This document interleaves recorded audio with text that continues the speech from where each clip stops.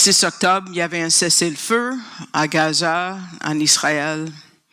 Et le 7 octobre, juste après qu'on a terminé tout ce voisinage, rappelez-vous, c'est pas pour rien que Dieu nous a dirigés de toute faire, j'ai la chair de poule.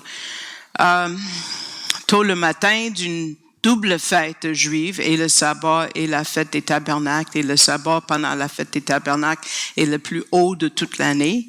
3 milliers de terroristes ont envahi Israël avec le but, selon eux, de tuer autant de personnes que possible. Ils avaient des petits livrets, ça de gros à peu près. Je viens de voir le président Herzog d'Israël montrer à l'écran c'est quoi que les terroristes avaient dans leur poche. Il y avait 2 choses dans leur poche. Il y avait un guide comment torturer et infliger le plus de terreur.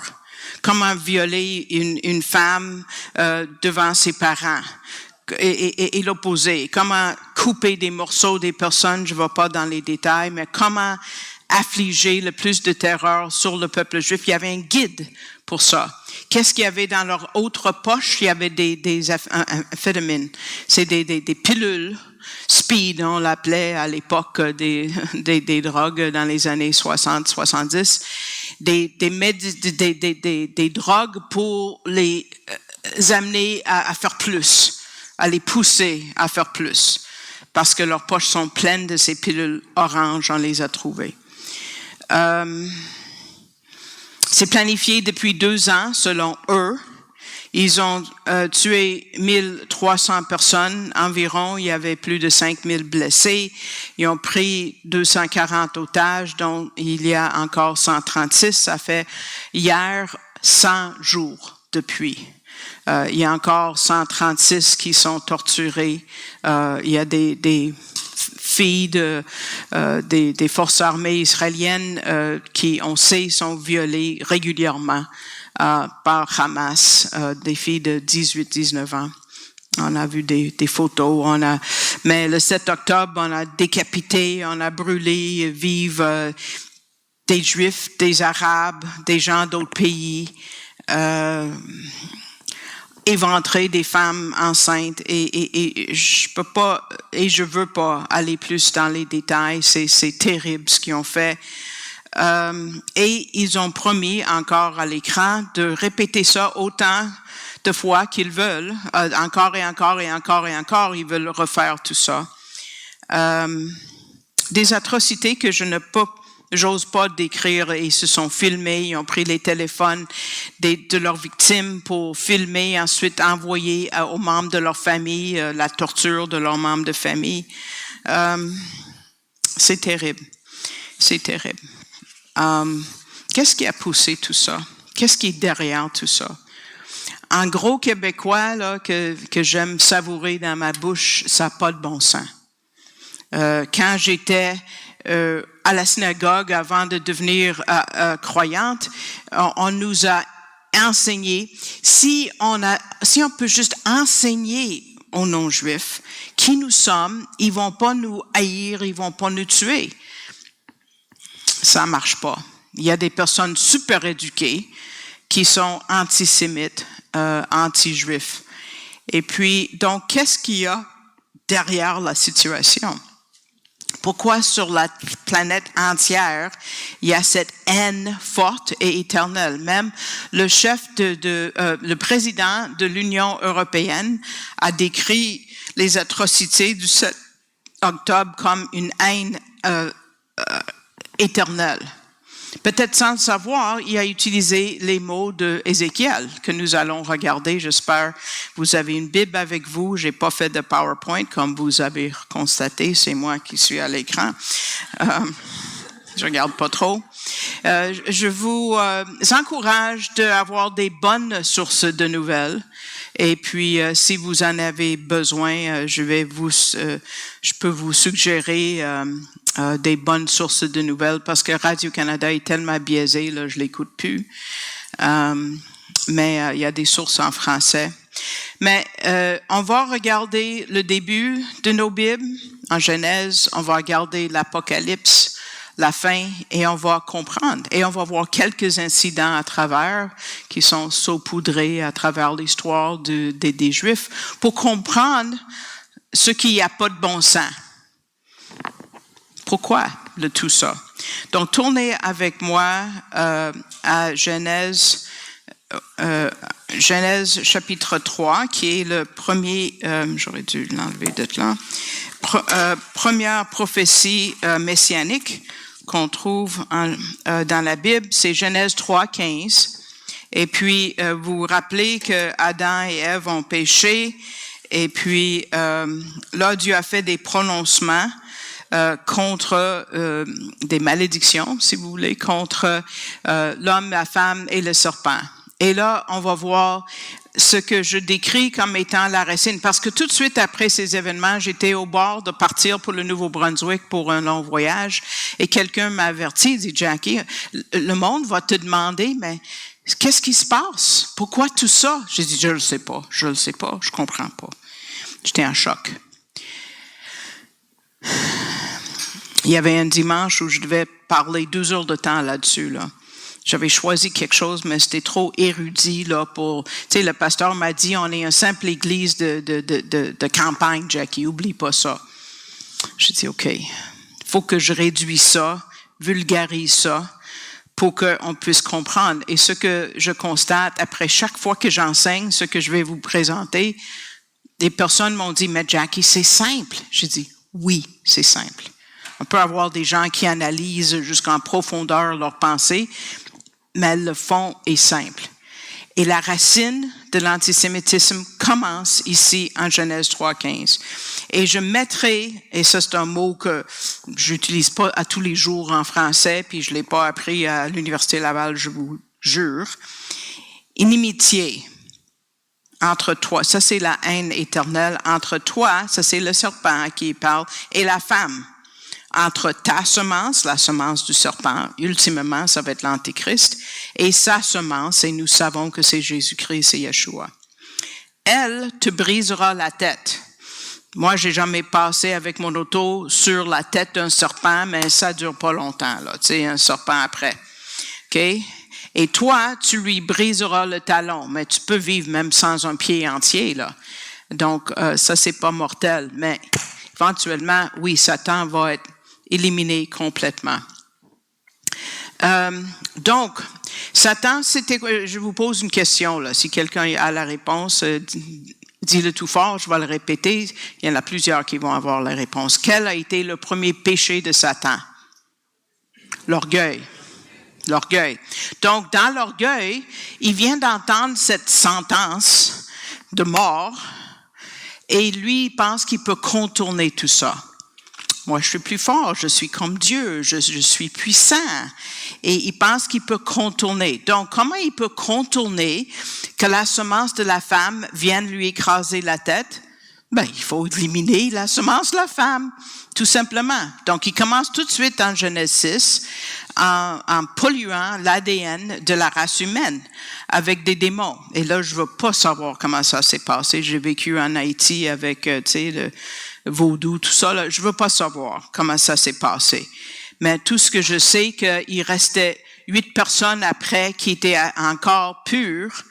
Et Dieu les a renfermés et les a sauvés pendant qu'il a fait pas table rase, mais terre rase, pour éliminer toute la planète polluée, parce que il fallait garder la semence, parce que cette semence qui ultimement c'est Jésus, il fallait le sauver. Ensuite, nous allons regarder si vous avez une Bible, une vraie Bible, et pas juste un écran comme moi ce matin, parce que c'est plus gros pour moi. Il y a une place où tout tourne autour. Genèse 12, c'est le centre de votre Bible. Peut-être vous pensez que c'est les psaumes quand vous l'ouvrez, mais non. Tout ce qui précède Genèse 12 nous amène à Genèse 12. Tout ce qui suit Genèse 12 est issu de Genèse 12. De quoi Jackie parle? Tournons à Genèse 12, versets 1, 2 et 3. Ça, c'est l'alliance abrahamique, d'où vient notre nouvelle alliance dans laquelle nous sommes tous, juifs et non-juifs, ensemble en Jésus-Christ.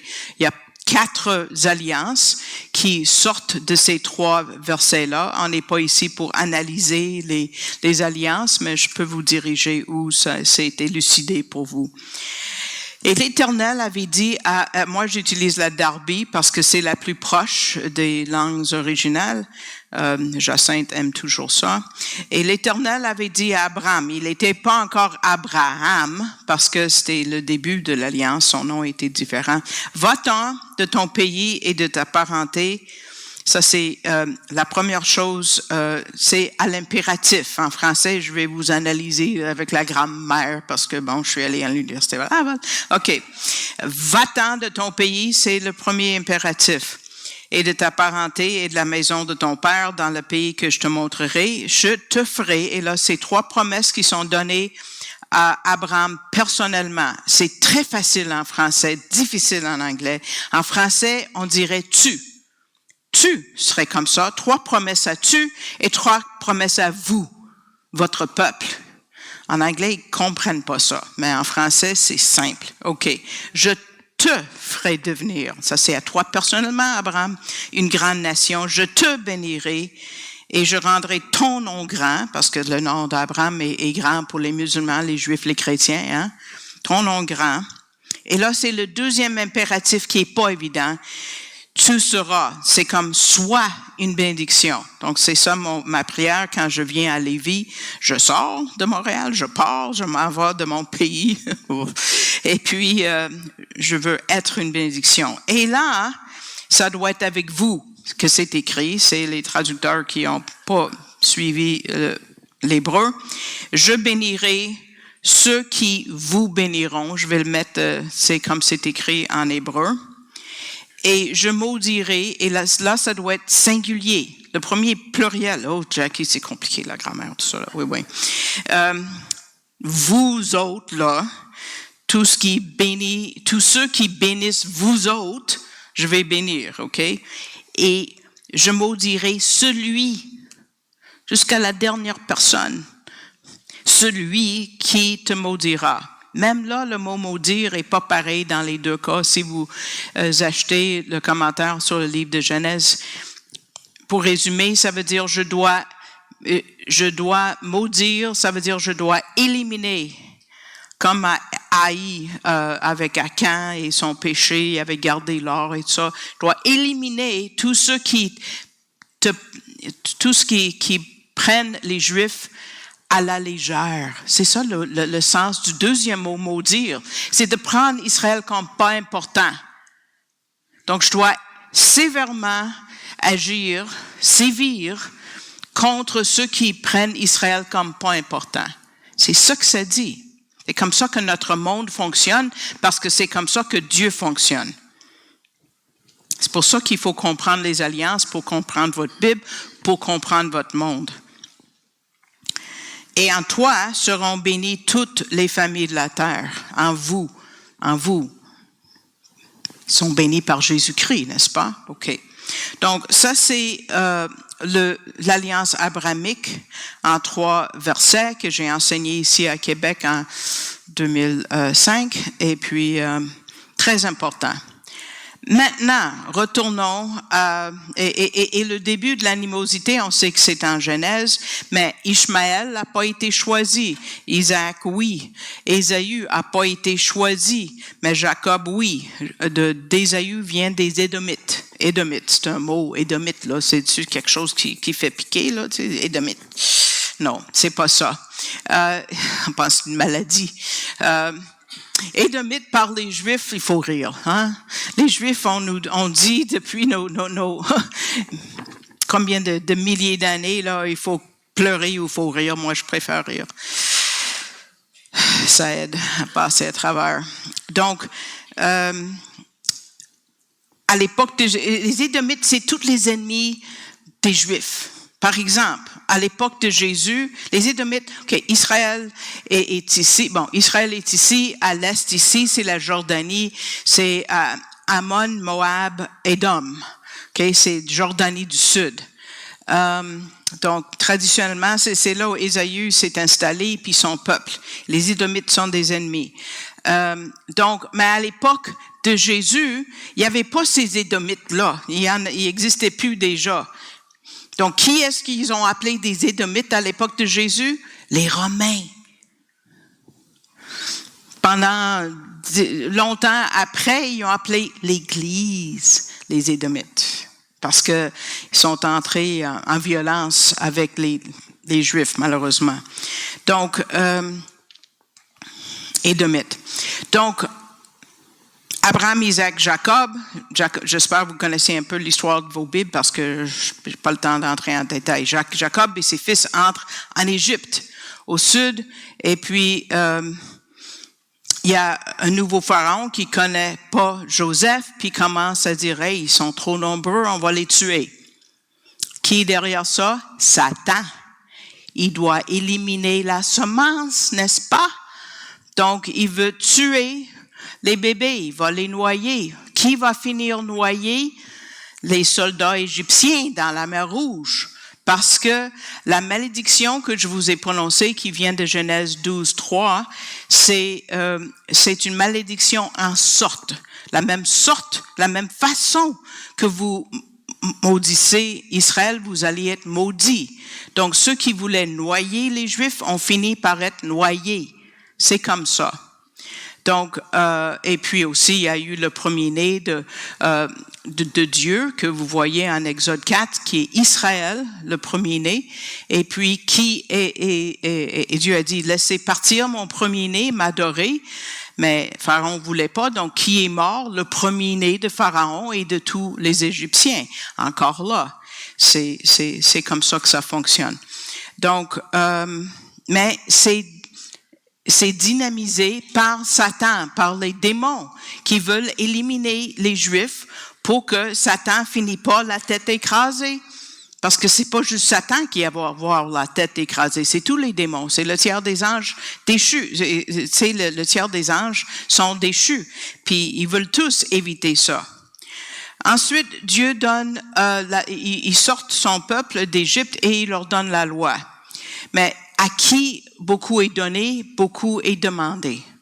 Donc, juste avant de donner la loi, les 613, il y avait plus que 10 commandements, il y a 613, c'est tout un entier, tu brises un, tu as tout brisé. Il explique à son peuple qui vous êtes comme peuple là. Vous avez une identité, peut-être vous n'avez pas connu. Donc, tournons en Exode.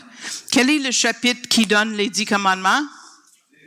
Exode 20, oui. C'est pas en 20 que j'ai demandé. OK, Exode. Donc, sauf que vous allez regarder 19, le chapitre avant. Donc, Exode 19, Dieu décrit qui est son peuple. Et il dit, vous me serez, il parle aux Juifs, un royaume de sacrificateurs. C'est quelqu'un qui représente le peuple à Dieu, un sacrificateur, et une nation sainte. Donc, c'est ce que le peuple juif devait être. Est-ce qu'on a bien suivi ça? Pantoute. Si vous lisez la Bible, vous allez voir à quel point on n'a pas obéi. OK? Est-ce qu'éventuellement, on va l'être? Oui. Au royaume messianique, on va l'être.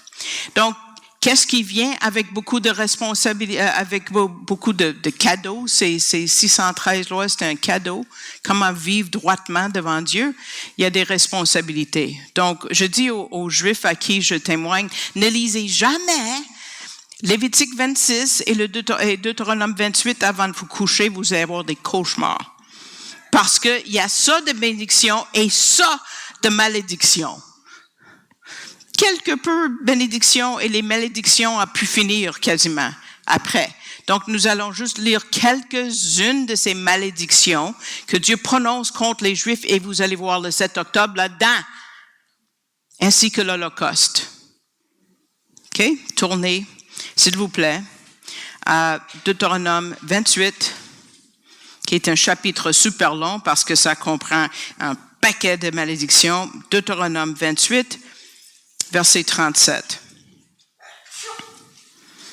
On va juste faire un petit saut quelques Tu seras, au lieu d'être une nation sainte, tu seras un sujet d'étonnement. Et c'est pas un bel étonnement. Et de proverbe, ça veut dire quasiment, tu sais, un juron. Et de raillerie, là, vous voyez le ton. Parmi tous les peuples où l'Éternel t'amènera. Et il va te pousser, c'est l'hébreu. Il va te pousser. Moi, j'ai fini au Québec. OK? Moi, je suis pas assujetti à toutes les malédictions, tout à fait, parce que Jésus est devenu une malédiction pour moi. Mais quand même, je suis pas dans mon pays natal qui doit être Israël. Je suis né aux États, mais bon. Sautons au verset 43. L'étranger qui est au milieu de toi montera toujours plus haut au-dessus de toi. Les Philistins sont là depuis très longtemps et moi je trouve ça décrit bien les Palestiniens. Et toi tu descendras toujours plus bas. Allons à 43. 43, 65, vers la fin du chapitre, 65 et 66. Et parmi ces nations où le Seigneur va te pousser, drive, c'est le mot en anglais, drive, te forcer, tu n'auras pas de tranquillité. En Israël, est-ce qu'il y a de la tranquillité pantoute? D'un bout de la terre jusqu'à l'autre bout de la terre. Est-ce que j'ai de la tranquillité quand je vais dans une épicerie à Montréal où il y a des hijabs? Jamais je vais mettre mon étoile de David. Maintenant. Quand je suis allée chez Adonis, après un autre événement en Israël, les gens me rentraient dedans avec leur carrosse. Je fais attention, mes amis. Je passe pas avec mon auto devant une mosquée maintenant. Oh non, surtout pas un vendredi après-midi, non. Pas de repos pour la plante de ton pied, et l'Éternel te donnera là un cœur tremblant, des yeux languissants et une âme défaillante. Les otages vivent ça aujourd'hui, et ta vie sera en suspens devant toi, et tu seras dans les froids, nuit et jour, et tu ne seras pas sûr de ta vie. C'est exactement. Ce matin, le Liban a envoyé une affaire anti-char blindé là, sur la maison des Israéliens. 2 personnes sont mortes du Liban. C'est des ombrages de l'Holocauste, n'est-ce pas? Du 7 octobre. Et je vous passe toute l'histoire d'Israël avec, Israël dans le nord. Vous savez, la Judée, c'est dans le sud, quand ça a été divisé sous Salomon. Est-ce que vous vous rappelez comment, lequel est au nord, lequel est au sud? Je vous l'ai déjà expliqué, là. On m'a enseigné que souvent, dans les églises, les enfants, là, s'ils connaissent pas la réponse à une question du prof de l'école dimanche, ils disent « Jésus! » C'est ça la réponse. Donc, tu prends un gros J pour Jésus, OK? Et vous coupez ça en moitié parce que c'est un royaume divisé. Étant I dans le nord, Israël, et la Judée, G dans le sud. Là, vous allez plus jamais oublier, vous allez enseigner ça à vos petits-enfants. OK. Donc, dans l'histoire d'Israël, il y a eu 0 bon roi. On dit trou de beigne en anglais. 0. Et dans le sud, très peu, 3 à peu près, bons rois. Donc, est-ce qu'on a bien suivi, ce que Dieu voulait qu'on soit? Pas du tout. Mais, Dieu promet qu'Israël va toujours exister, même s'ils sont désobéissants. Parce qu'il y en a bien qui disent, Israël, je me rappelle, j'étais ici à Québec le 11 septembre. Le 12 septembre, les gens me disaient, t'es américaine, toi, hein?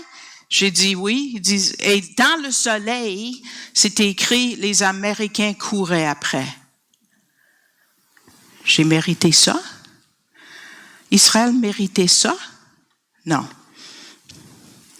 Tu sais, les gens veulent dire, ils veulent devenir des juges pour Dieu et juger le peuple juif. Non, on n'a pas le droit. Dieu va le faire. On est appelé à bénir Israël. On vient de lire en Genèse. On est appelé dans les psaumes, de prier pour Israël, pour leur salut, évidemment. On va voir tantôt défendre Israël. Ça, c'est dans les psaumes. Ésaïe, on va voir ça. Donc, Tournez avec moi à Jérémie, parce que Dieu a promis que malgré Jérémie 31 contient la Nouvelle Alliance, si vous saviez pas, la Nouvelle Alliance a été instaurée avec Jésus, certainement, mais a été dévoilée à nous dans l'Ancien Testament. Toutes les alliances, Paul dit, Romains, sortent des Juifs. Donc, Jérémie 31, et la Nouvelle Alliance commence à 31, mais nous allons commencer avec 35. Jérémie 31, 35. Je vais vous faire une tournée dans vos Bibles. L'Iran veut développer une arme nucléaire. Et quand le Dr. Fruchtenbaum, qui est le fondateur des missions des ministères Ariel, a donné une conférence une fois, là, il a nommé ça « Comment détruire les Juifs ». Comment éliminer les Juifs? Ça a été publicisé. Il y avait un paquet de musulmans qui ont rempli la pièce pleine à craquer. Il a dit, voici la recette. Comment éliminer les Juifs? Il voulait savoir. Ici est la recette. Ainsi dit l'Éternel, qui donne le soleil pour la lumière du jour, les ordonnances de la lune et des étoiles pour la lumière de la nuit, qui soulève la mer et ses flots mugissent. L'Éternel des armées, ça c'est Adonai Tsevaot, c'est un nom très puissant, super puissant, et son nom. Si jamais ces ordonnances s'en vont de devant moi. OK? Tu veux développer une arme nucléaire, l'Iran? OK. Viser le soleil, la lune, chacune des étoiles. OK. C'est ça la recette. OK? Là, la semence d'Israël cessera aussi d'être une nation devant moi pour toujours. Toujours. Toujours. Donc, Dieu dit qu'ils vont jamais être éliminés, jamais. Et puis, c'est vrai, il faut faire autre chose, là, verset 37, d'autres conditions. Après avoir éliminé le soleil, la lune et toutes les étoiles, il y a d'autres choses à faire. Si vous voulez éliminer les Juifs malgré leur désobéissance. Verset 37. Ainsi dit l'Éternel, quand ça dit éternel, vous savez, en français, c'est Yod He Vav He, c'est les 4 lettres hébraïques du nom propre de Dieu. C'est Yahvé, OK? Jéhovah, si on change les voyelles de place, OK? Si on mesure les cieux d'en haut et qu'on sonde les fondements de la terre en bas, alors aussi pour moi, je rejetterai toute la race d'Israël à cause de tout ce qu'ils ont fait, dit l'Éternel. L'Éternel, c'est le nom par lequel il signe ses alliances. Tu peux pas éliminer les Juifs, impossible. Mais Satan il est leurré, il pense qu'il peut le faire. Donc là, après, il y a la déportation. Ça, c'est une des pires punitions que Dieu envoie à son peuple. Le nord, Israël va à Syrie et les distribus n'ont pas disparu. Dites-vous pas ça. On peut en parler à la table des lectures après. Juda, les 2 autres tribus ont été déportées par Babylone. Après Babylone, il y avait la Perse. Et il y avait 2 personnes qui sont restées un peu trop longtemps en Perse. Mais plusieurs personnes, mais Esther, le livre d'Esther vient d'être là avec Mardoché et Haman qui veut tuer tous les Juifs. Pourquoi est-ce qu'il veut tuer tous les Juifs? Parce qu'il y avait une dent contre eux? Non, c'est dynamisé diaboliquement. C'est Satan qui est derrière, qui veut éliminer la semence. C'est pas longtemps après que Jésus est né. Il faut éliminer la semence de la femme pour que sa tête soit pas écrasée. Donc, il faut tuer tous les Juifs. Et la malédiction en sorte fait que Haman, qui veut pas juste pendre Mardoché, mais empaler, c'est comme ça qu'on tuait les personnes. C'est qui a fini empalé? C'est Haman et ses 10 fils sur un mur 70 pieds de haut là, pour que tout le monde puisse voir. Malédiction en sorte. Tu veux faire ça, tu vas finir comme ça. C'est comme ça. Donc, ensuite, il y a l'histoire de Hanouka, j'ai déjà raconté ici, mais c'est peut-être sur vos calendriers, vous dites, c'est quoi ça? Bon, c'est mentionné dans l'Évangile de Jean, chapitre 10, quand ça s'appelle la fête de la dédicace, mais il y avait un peuple qui s'appelait des Syriens, qui étaient comme grecs aussi, et puis ils voulaient pas tuer tous les Juifs, mais interdire la Bible. La meilleure façon de couper une personne de sa foi, c'est d'enlever sa Bible. Si vous lisez pas vos Bibles de part volontiers, vous vous coupez de votre foi et de votre Dieu. C'est ce qu'ils ont essayé de faire. Mais ils ont désacré le temple. Ici, c'est tout beau, là. Si, je sais pas, moi, on désacrait ici, puis on mettait quelque chose qui puait dans le sanctuaire, qui fait que vous auriez pu le goût de venir adorer, là, l'ennemi aurait son souhait. Mais c'est ce qu'il a fait au temple. Il a désacré le temple d'une façon qu'on pouvait pas l'utiliser. Qui devait être dédié dans ce temple? Le Messie, par son papa terrestre et sa mère, sa mère de sang, Myriam, devait amener Jésus au temple. Jésus, est-ce qu'il aurait pu accomplir toute la loi pour moi en tant que juive, pour vous en tant que non-juifs qui n'ont jamais été obligés sous la loi? Est-ce qu'il aurait jamais pu accomplir la loi pour vous dans une place polluée? Pantoute. On serait encore tous dans nos péchés si ce temple n'avait pas été nettoyé par les Maccabées, même si les livres des Maccabées sont pas inspirés, OK? Mais c'était une autre essai de en finir avec Jésus. Ensuite, Jésus naît exactement où il devait et tout. Et puis, qui décide de les tuer? Quelqu'un qui vient d'Édom, un Édomite. Le roi Hérode était Édomite par Idumée. Des Édomites. Tue tous les bébés, les garçons. Il veut éliminer la semence. Ensuite, Jésus commence son ministère. Adorez-moi Jésus. Il veut couper ça. Il veut que Jésus meure autrement que sur une croix, comme c'est prophétisé en Psaume 22. Tu sais, il va tomber en bas d'une falaise, blang. Puis là, Satan va gagner. Et il va pas avoir sa tête écrasée. Mais ça marche pas, parce que Jésus est plus fort et Jésus est déterminé de tout faire exactement comme il devait et ressusciter. Alléluia. Plan B. Là, ça n'a pas fonctionné. Qu'est-ce qu'on fait? Regardons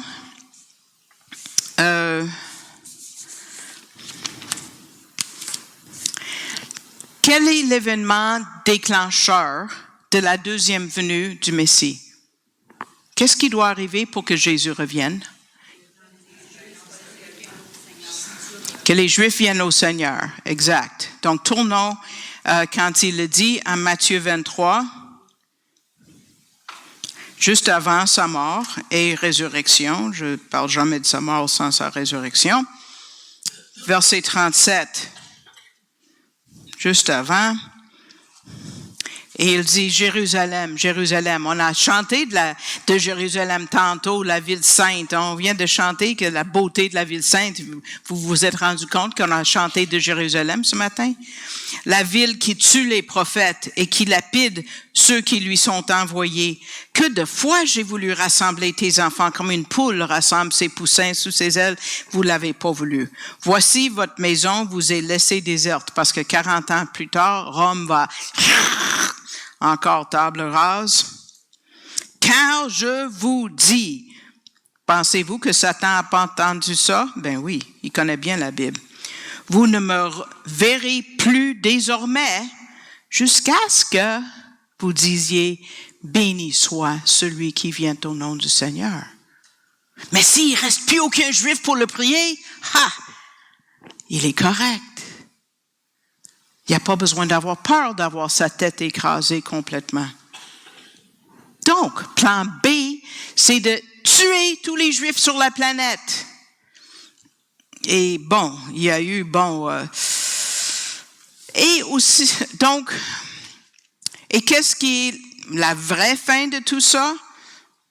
Apocalypse 20. Je vous ai promis Genèse et Apocalypse, on saute en Apocalypse. Chapitre 20, on est presque à la fin de l'Apocalypse. Et vous voyez simplement la fin de l'écrasement de la tête, verset 10. Et le diable qui les avait égarés fut jeté dans les temps de feu et de soufre. Ça, c'est la toute fin. Donc, mais s'il n'y a plus aucun juif pour recevoir, pour se repentir, comme nous voyons ailleurs dans la Bible, il est sécure. C'est sa police d'assurance contre le feu. Tuer tous les juifs. L'antisémitisme sur la planète, ça n'a pas de bon sens. Oui, vous avez raison, ça n'a pas de bon sens. Tout à fait. C'est démoniaque. Vous savez à quel point c'est simple comprendre le 7 octobre, comprendre pourquoi il y a eu à peu près 150 incidents contre les Juifs. Qu'est-ce qui s'est passé à Dolores des Ormeaux presque tout de suite après qu'on a terminé de faire l'évangélisation là-bas? 2 semaines plus tard, il y a eu des bombes incendiaires. 3 à Dolores des Ormeaux. On veut éliminer les Juifs. Donc, ensuite, il y a eu des pères dans la foi comme Jean de Chrysostome. Oh boy. Un nom, mais Jean de Chrysostome, je ne vous cite pas toutes ses paroles, mais il n'était pas fin envers les Juifs, vraiment pas. Et il a dit, les Juifs sacrifient leurs enfants à Satan, sont pires que des bêtes. Jaillit tous les Juifs parce qu'ils violent la loi, jaillit la synagogue parce que ça haït la loi et les prophètes. C'est le devoir de chaque chrétien de haïr les Juifs. Jean de Chrysostome qui a dit ça, tard dans le 4e siècle. Pourquoi? Parce qu'il veut que le nom de Jésus pue au nez des Juifs. Parce qu'il veut pas qu'on fasse appel à Jésus. Pour qu'ils finissent pas dans le lac de feu. C'est simple, mes amis, c'est simple. En Europe, il y avait quelqu'un de très célèbre qui a dit, il faut brûler toutes les synagogues, toutes les écoles, brûler tous leurs livres de prière, leurs maisons, voler tout ce qu'ils ont et les tuer et les sortir de leur ville. Il a dit, c'est pas notre faute, c'est pas une faute pour nous de les tuer tous. Qui a écrit ça? Martin Luther, un héros pour certains dans l'Église. Il a bien commencé, Martin Luther. Il a pris son hébreu des rabbins. Il a pensé que si je prêche l'Évangile à eux, ils vont tous se convertir. Et quand ça s'est pas passé, il s'est tourné contre eux et il a fini comme ça. Est-ce que c'est la faute de Martin Luther? Oui, il est responsable pour ses paroles. Mais c'est dynamisé par les démons, mes amis. C'est ça qui est derrière. Les croisades, contre, les croisades, l'Inquisition en Espagne, toute l'histoire que je peux vous raconter contre les Juifs, convertissez-vous ou mourrez, ça vient d'être là. C'est les démons qui sont derrière tout ça. Donc, c'est notre... je veux vous amener à... Savez-vous ce que Hamas veut dire? Violence. C'est leur nom, Hamas. Hamas, on voit les mots de Hamas dans le livre d'Ézéchiel. Savez-vous? Ézéchiel 35.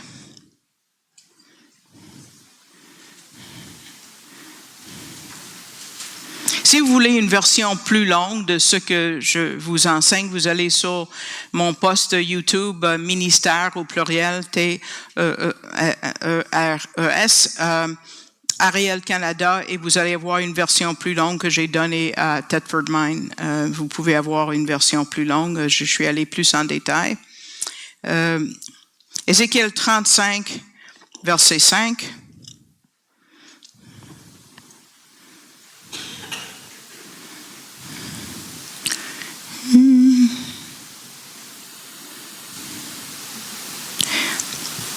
Et on va revoir notre mot de Genèse 3.15.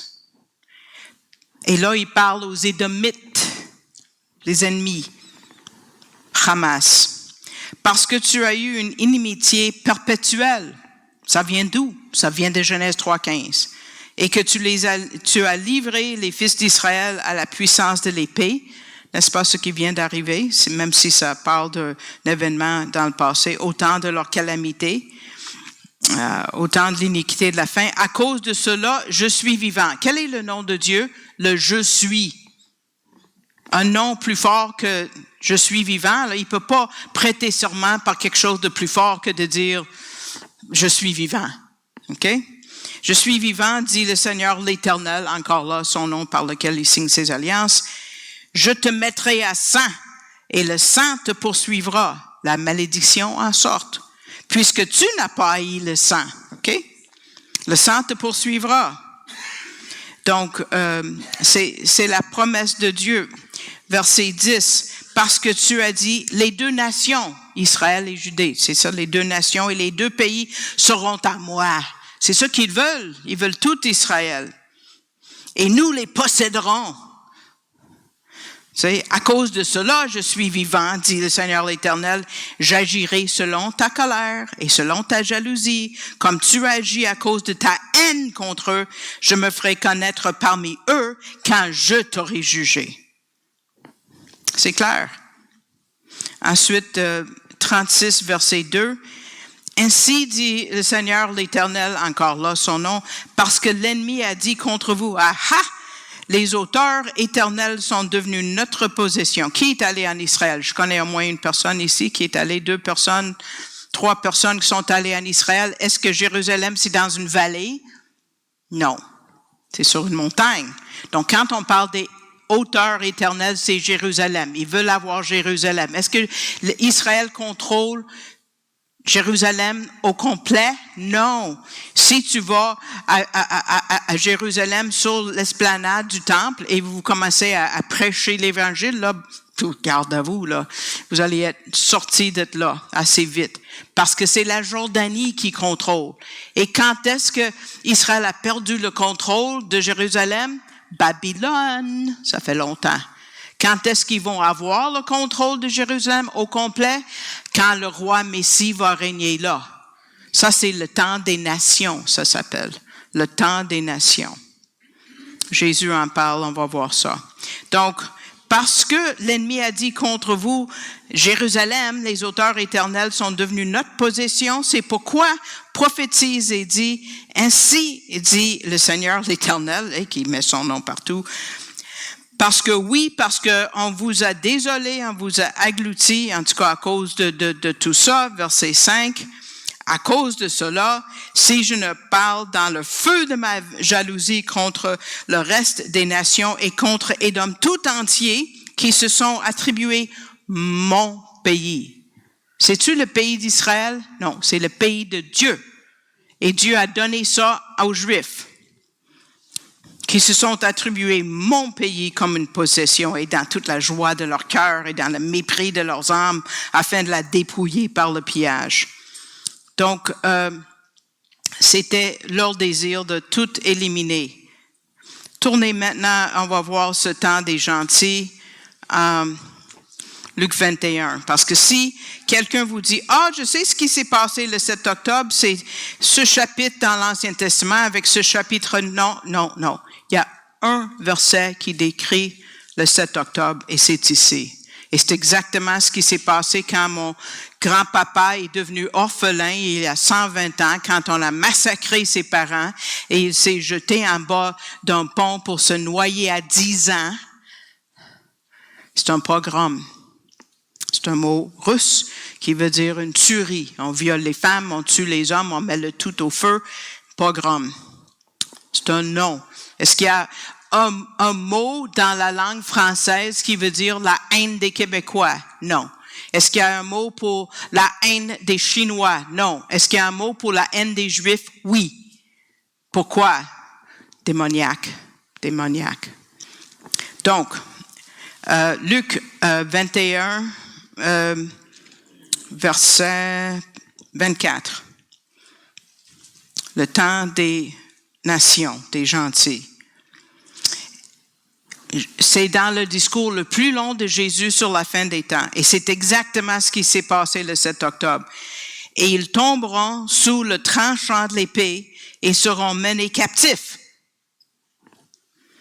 Ici, ça dit parmi toutes les nations. Et Jérusalem sera foulée aux pieds par les nations jusqu'à ce que les temps des nations, des gentils, soient accomplis.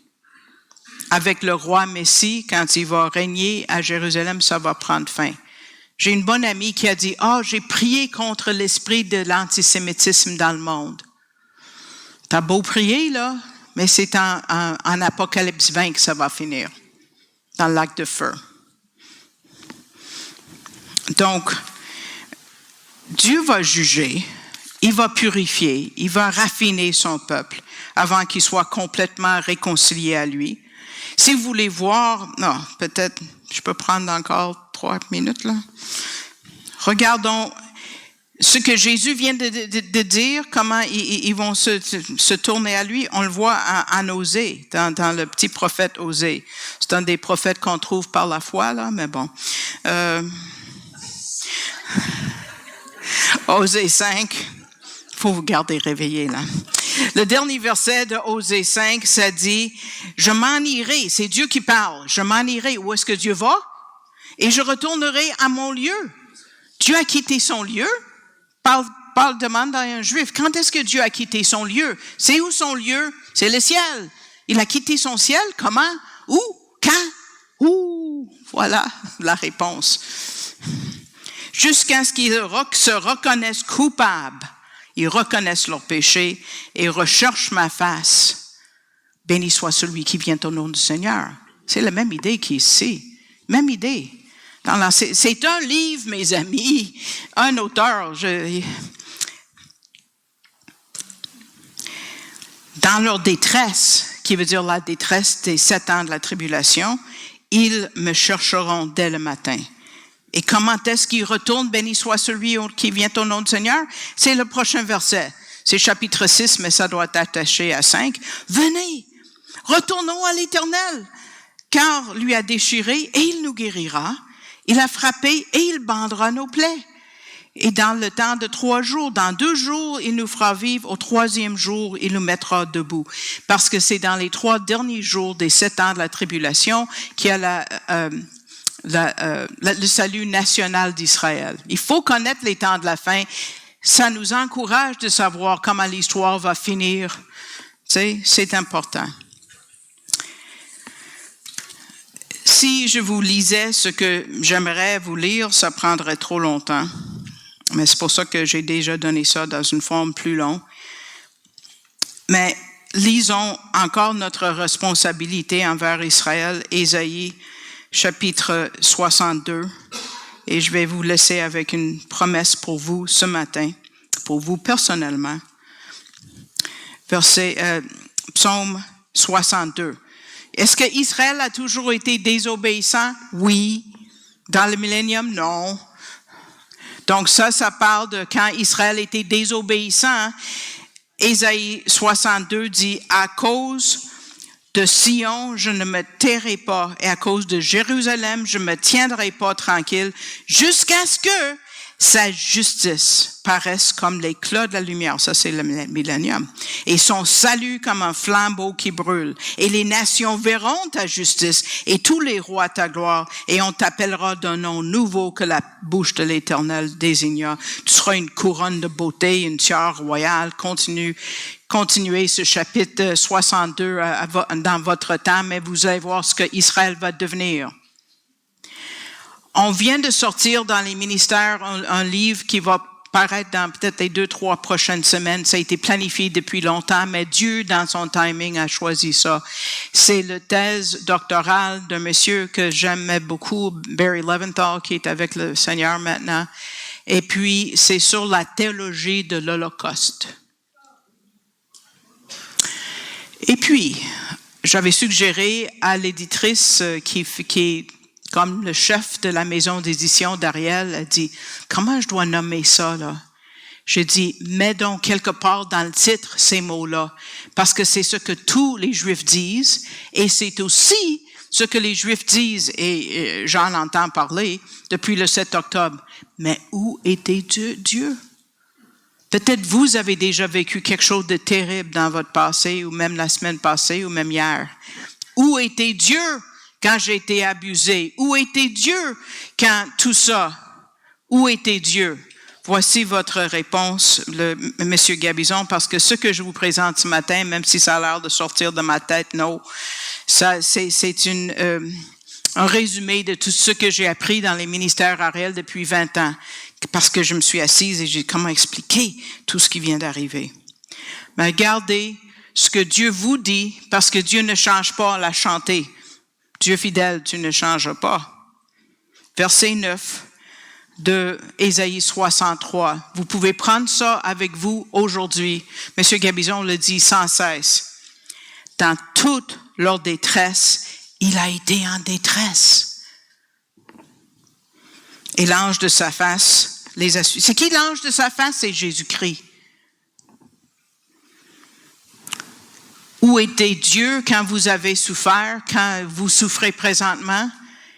Dieu souffre aussi. Et Jésus est avec vous. Dans son amour et dans sa miséricorde, il les a rachetés, il s'est chargé d'eux, il les a portés tous les jours d'autrefois. Donc, je vous laisse avec ça. Bénissons Israël, priez pour Israël, défendre Israël.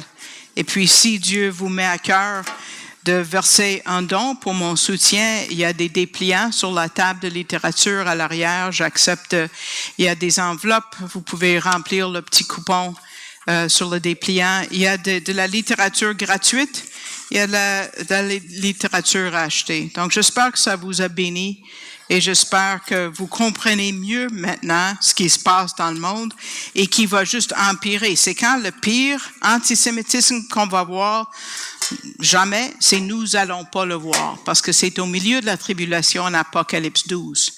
Mais nous serons partis, mon frère.